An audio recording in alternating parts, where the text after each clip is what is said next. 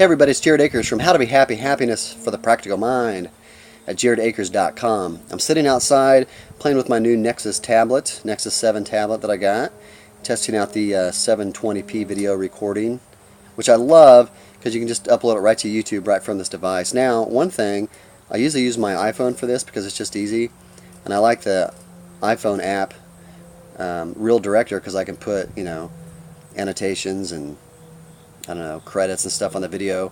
And I haven't found a good app for that for the Android platform yet, but anyway, we're testing that out. And I had a couple topics today to talk about.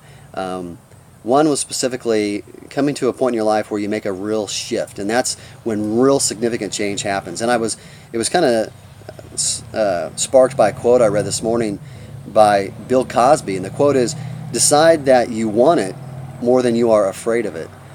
And that's certainly how it happened to me. I was afraid of real change and doing some real deep self-searching, but the pain of the way I was living was greater than any fear that I had. So I shed all preconceived notions of what life was supposed to be about and who I was, and I sought help, and that was through therapy, spiritual advising, counseling. I spent thousands of dollars on books and seminars and asked people that had what I wanted how they got there, and I took massive action. But the shift was that the fear of how I was perceived by others, or if I thought I was going to be judged or whatever, was less than the pain of the way I was living. I wanted it more than I feared it, and that's when the real shift and real change happened. And then the other topic that I was thinking about today was how, the whole mind, body, spirit kind of concept, and it's kind of a holistic approach to health and things like that. But specifically, what we do in our day-to-day activities, and are we supported emotionally, spiritually, and financially? Obviously we need to be supported financially so we can take care of our commitments and our families, but we need to also have that emotional and spiritual support and fulfillment. And for me, I guess emotional and spiritual are kind of the same thing, because what I consider to be spirituality for me is a lot of meditation and reading and self-searching, and from that comes emotional wellness, emotional intelligence, and emotional connectedness with myself. So it's kind of all-encompassing. But I think there's a lot of things going on out there right now, and it's really a hot topic as far as, I think, Chris Guillebeau and Jonathan Meade with Paid to Exist, it's the whole idea of getting paid to be who you are authentically, and learning what the conversions of what your skills are and passions are, and what people are willing to pay for, and how to support yourself financially.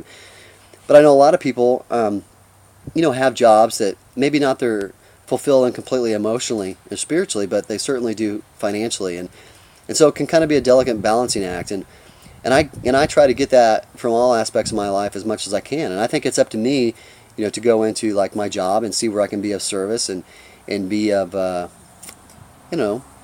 get some emotional fulfillment. And it all comes down to being a service to me. And but I think that's the ultimate goal, to be what you do day in and day out, to try to find something where it fulfills you in all those different areas.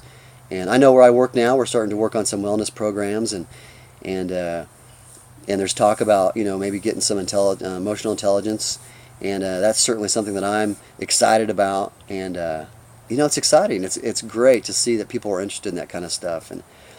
And I recently read, or I've read the book Emotional Intelligence: Why It Can Matter More Than IQ by Daniel Coleman, and amazing book about emotions and the science behind it. But anyway, those are some thoughts I was thinking about today, and I encourage you to stop by jaredakers.com and sign up for my newsletter.